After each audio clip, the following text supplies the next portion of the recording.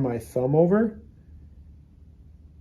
and when it's caught, it'll feel like a piece of string that's caught, and hers is caught right there. And the first thing I'm gonna do, I'm gonna come in at 90, and you see how my elbow gets nice and high. This is gonna allow me to accommodate for that 45-degree angle in there.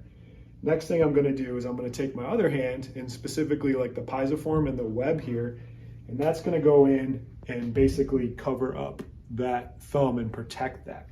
So I'm here, and I'm in a really good position, and see how everything's lined up, and this kind of gets that line of drive as we go in there.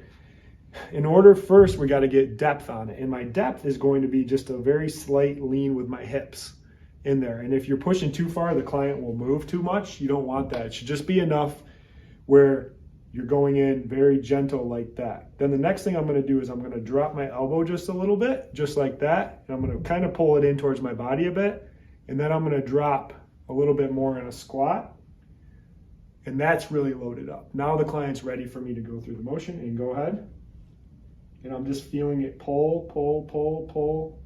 And as I'm getting more tension, I'm kind of leaning away with my body and down and pulling with that elbow.